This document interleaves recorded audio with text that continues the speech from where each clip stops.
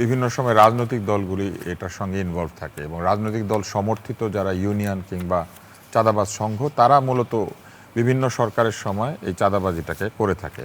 যখন তাদের দল ক্ষমতা থাকে তখন তারা অধিকাংশ চাঁদা পায়, অন্যদেরকে কিছু দেয়, আবার যখন তারা চলে যায় আরেক পক্ষ অধিকাংশ নেয়, অল্পদের রাতারাতি এসে এটা টিকিয়ে রাখে। এটা 80-20, 70-30 ভাগাভাগি হয়। এবং এই টোল আদায়ের যে সংস্কৃতি, এটাও এক ধরনের চাঁদাবাজি। না, অনেক জায়গাতে তো দেখছি যে টোলের কথা বলে টাকা নিচ্ছে, যেখানে আসলে টোলের কোনো প্রশ্নই ওঠে না। হ্যাঁ, মানে এইটাও আরেক ধরনের চাঁদাবাজি। রাজনৈতিক দলগুলি তাদের কর্মীদের কর্মসংস্থান হিসেবে এই চাঁদাবাজি এবং এই টোল তোলাকে তারা একটা স্বীকৃতি দিয়ে দিয়েছে। দর্শক একটা ফোন করেছিল, বলছিল যে এই যে ঠিক যে আলোচনাটা হচ্ছিল যে একটি সস্তা কথা, যে এত বড় কর্মসংস্থান আমরা যদি বন্ধ করে দিই তাহলে কর্মসংস্থানে কি হবে। তো এই টেসলা আসার আগে কি মানুষ না খেয়েছিল? কর্মসংস্থান আর কর্মসংস্থানের মধ্যে তফাৎ রয়েছে। আর সব কর্ম কর্ম না। তাহলে এই যে আপনি কি অকর্ম করেছেন লোকে বলতো না। মূল বিষয় হচ্ছে আমি কোন কাজটা করব এবং কোনটা করব না, কোন কাজটা করলে আমার বেনিফিট বেশি, কোনটা করলে পরে আমার বেনিফিট কম। যেখানে আপনি মানুষের রাস্তা ব্যবহার করছেন এবং মানুষের রাস্তা ব্যবহার করে কিছু মানুষ কোনো কর দিচ্ছে না, কোনো ধরনের নিরাপত্তা বিধান মানছে না, নিজেদের কোনো প্রশিক্ষণ নাই, যাত্রীদের কোনো নিরাপত্তা নাই, এরকম একটা পেশা তৈরি করা মানে হচ্ছে আপনি রাস্তায় কিছু আনলাইসেন্সড এবং লিমিটলেস কিছু লোকজনকে ছেড়ে দিয়েছেন যে আপনারা যা খুশি করে খান, আপনারা যেখানে খুশি গাড়ি রাখবেন, যেখানে খুশি আপনারা ভাড়া নেবেন, যেখানে খুশি মারামারি করবেন।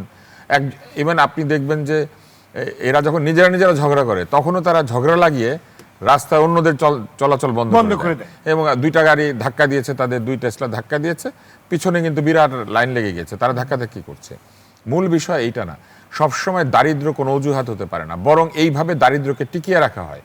তার জন্য প্রকৃত কর্মসংস্থান ঠিক না করে তার জন্য এই দারিদ্র্য টিকিয়ে রাখা হচ্ছে। আপনি সব ভুলে যান। মনে করেন ঢাকা শহরে একটা সত্যিকার অর্থে একটা কার্যকর বাস সিস্টেম তৈরি হলো, তাহলে এই বাসগুলি মেরামতের জন্য লোক দরকার হতো, 2 শিফটে এই বাসে চাকরি করার জন্য মানুষ দরকার হতো, 2 শিফটে ড্রাইভার দরকার হতো, কারণ এই বাসগুলি 12 থেকে 14 ঘন্টা চলতো। এই বাসগুলির জন্য হোটেল তৈরি হতো, কারণ লোকজন এরা খাবে। এই বাসগুলির জন্য স্পেয়ার পার্টসের দোকান তৈরি হতো। মানে এই বাসকে ঘিরে একটা অর্থনৈতিক চক্র তৈরি হতো। এবং সেই চক্র তৈরি হলে কিন্তু এরা একটা জায়গায় বসে কাজ করতো। আমরা যখন বলছি যে এদেরকে রিক্সা দিয়ে দেন, এরা কি শহরের একটা জায়গায় বসে কাজ করে? এরা সারা শহর এদিক থেকে ওদিক, ওদিক থেকে এদিক করছে। এবার রাস্তাটা সারাদিন দখল করে বসে আছে।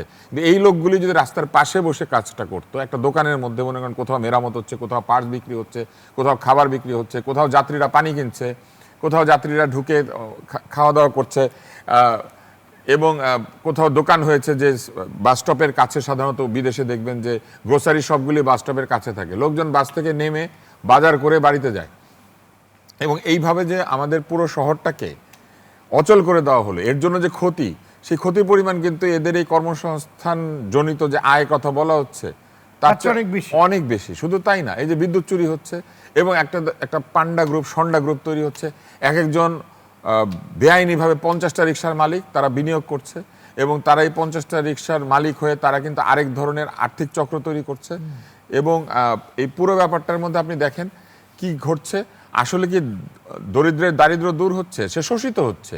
যে লোকটা ওই যে 800 টাকা ডেইলি আয় করে 400 টাকা একজনের পকেটে ভরে দেয়, সে কিন্তু বলছে যে আমি 400 টাকা 500 টাকা আয় করে 100 টাকা সরকারকে দিয়ে দিতে রাজি আছি। তাহলে এই লোকটা কিন্তু 400 টাকা দিয়েই সংসার চালায়। তাহলে সে কি করতো? সে একটু কম কাজ করতো, সে তাহলে বাড়িতে গিয়ে তার বাচ্চাটাকে পড়াতো, তার স্ত্রী সন্তানের সঙ্গে সময় কাটাতো, মানুষের জীবন মানের উন্নতি হতো। কিন্তু এখন কি হচ্ছে? না আছে তাদের পারিবারিক জীবন, না আছে তাদের দারিদ্র দূরীকরণ, বরং কিছু লোক তাদের উপরে শোষণ করে, বিদ্যুৎ চুরি করে, টাকা খাটিয়ে তারা আরও লাভবান হচ্ছে। এইটা কোনোভাবেই একটা সুস্থ উন্নয়নের প্রক্রিয়া না। এইটা হচ্ছে আচ্ছা ওর কোনো কাজ নেই, ওরা একটা কিছু ধরিয়ে দে এবং তারে কিছুদিন বাঁচিয়ে রাখ। এইটা কোনো উন্নয়নের প্রক্রিয়া না। এই শহরটাকে চালাতে টাকা লাগে। যে রাস্তার দেশে যাচ্ছে সেই রাস্তায় একটা ল্যাম্প জ্বালাতে হয়, সেই রাস্তায় নিরাপত্তা বিধান করতে হয়, সেই রাস্তাটাকে মেরামত করতে হয়, সেই রাস্তায় পথচারী যাওয়ার আসার সুযোগ তৈরি করা লাগে। শহরটা মরে গেলে এরা রাস্তাটা এই লোকগুলি আজ থেকে 5 বছর পরে কোথায় কাজ করবে? যে ব্যাটারি সে ব্যবহার করছে, সেই ব্যাটারির যে দূষণ, সেইখান থেকে তার বাচ্চা কাচ্চা যে অসুখ হবে, সেই অসুখের চিকিৎসা ব্যয় কে বিয়ার করবে? অল্প খরচে ব্যাটারি আর মোটর আমদানি করে আজকে রিক্সা তৈরি করে দেওয়া যাচ্ছে, কিন্তু এই ব্যাটারির দূষণজনিত কারণে যখন তার ক্যান্সার হবে, সেই ক্যান্সারের ট্রিটমেন্টের জন্য ঘটিবাটি সব বিক্রি করতে হবে। এবং আজকে একটা সাধারণ ক্যান্সারের চিকিৎসা একটা সাধারণ মানুষের 6 থেকে 10 লক্ষ টাকা খরচ হয়। অতি সামান্য যদি চিকিৎসা ব্যয় হয়, সেই সামান্য ব্যয়টা হচ্ছে 6 থেকে 10 লক্ষ টাকা। তাহলে যে লোকটি একটি ব্যাটারি রিক্সা চালিয়ে দূষণ তৈরি করে 10 বছর বেঁচে ছিল, সেই 10 বছরে যা আয় করেছিল, তার একটা বাচ্চার ক্যান্সার হলে বা তার নিজের ক্যান্সার হলে ওই একই ঘটনা তার জীবনে ঘটবে Exactly. এবং সব চলে যাবে। তাহলে এইটা কোনো সুস্থ উন্নয়নের প্রক্রিয়া না। রাষ্ট্রকে পরিকল্পনা করতে হবে এবং জনগণের জন্য অজনপ্রিয় হলেও সেই সিদ্ধান্তটা নিতে হবে, কারণ এই সিদ্ধান্তের Right. ফলাফল 1, 2, 3 বছর পরে মানুষ পাবে। আমাদের পিতামাতা যেভাবে আমাদের জন্য বহু অপ্রিয় সিদ্ধান্ত নিয়েছেন না, আমি সজনে ডাঁটা দিয়ে ভাত খাবো না, আমাকে জোর করে খাইয়ে দেন, তিতা করলা খাইয়ে দেয় নাই, দিয়েছে তো। তাইলে জনগণকে যদি ঠিক রাস্তায় আনতে হয়, জনগণের জন্য যেটা তিতা করলা খাওয়াই দিতে হবে, কারণ এটার মধ্যে ভিটামিন আছে এবং সেইটা সে 2 বছর পরে টের পাবে যে এই করলা খেয়ে তার স্বাস্থ্যের উন্নতি হয়েছে, তার বাচ্চা কাচ্চা বেঁচে আছে এবং তার জীবনমানের উন্নতি হয়েছে। জীবনমানের উন্নতি তো রাতারাতি হবে না। এই যে আমাদের ধ্রুব যেটা বলছিলেন যে আমাদের উন্নয়ন প্রক্রিয়া সবসময় হয় কি, আমরা আগে মাথায় তেল দেই কিন্তু হাত পা সরু সরু হয়ে গিয়েছে, Right. কিন্তু মুখটা খুব সুন্দর, অনেক মেকআপ করেছি, অনেক ওই যে ইনজেকশন দিয়েছি, দিয়ে দারুণ একটা ফেস তৈরি করেছি। এই যে ফেসিয়াল উন্নতি, এই উন্নতি বাংলাদেশকে সামনের দিকে নিয়ে যাবে না। উন্নতির স্টেপ বাই স্টেপ হইতে হয়।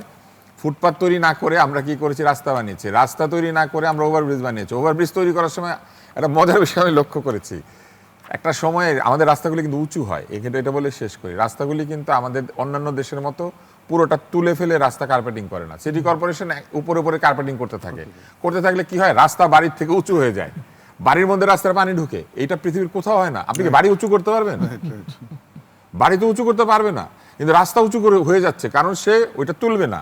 তার উপরে আবার বালি এবং পাথর মজার দিয়ে- ব্যাপার হচ্ছে ওভারব্রিজগুলিতে কিছুদিন পরে দোতলা বাস এসে ধাক্কা খাবে এবং সেই অবস্থাটা তৈরি করার একটা ব্যবস্থা আমরা তৈরি করে রেখেছি। আমাদের আইল্যান্ডগুলি নিচু হয়ে যেতে শুরু করে।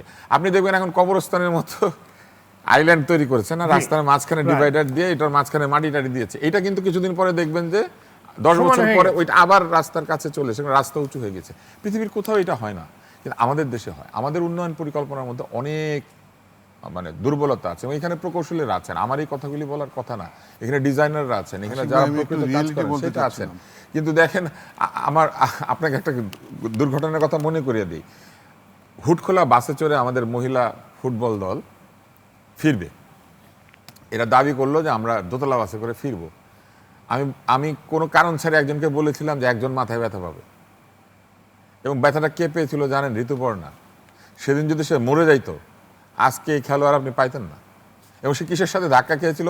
ওভারব্রিজের সাথে ওই বিলবোর্ড ঝুলিয়ে দিয়েছে, ছোট ছোট জিনিসপত্র ঝুলিয়ে দিয়েছে, ওইটার মধ্যে সে ধাক্কা খেয়েছে। মানে সে কিন্তু বেঁচে গেছে, মানে হ্যাঁ, সে বেঁচে এই- গেছে। এইরকম ধাক্কা হ্যাঁ, খাওয়ার পর ওই দিন কিন্তু যদি ঋতুপর্ণার head injury দুর্ঘটনাটা তে- হইতো, জি ওই দিন তো সে একটা ছোট্ট খেলোয়াড়। জি আজকে আপনি এই ঋতুপর্ণাকে পাইতেন না, আপনি জানতেন না যে কি সম্ভাবনার অপমৃত্যু এখানে হয়েছে। একটা দুর্ঘটনা যে রাস্তায় হয়, কোন সম্ভাবনার অপমৃত্যু হচ্ছে আমরা জানি না, কিন্তু আমরা রাস্তাটাকে এমন ভাবে বানিয়ে রেখেছি যে ঢাকা শহরে বা যে কোনো শহরে আপনি চললে আপনি দুর্ঘটনার শিকার হবেনই। রিক্সায় চড়েছে, মোটর বাইকে চড়েছে, ব্যাটারি রিক্সায় চড়েছে, কিন্তু কখনো দুর্ঘটনা হয় নাই এমন কোনো ব্যক্তি বাংলাদেশে নাই। নাই, এক্স্যাক্টলি।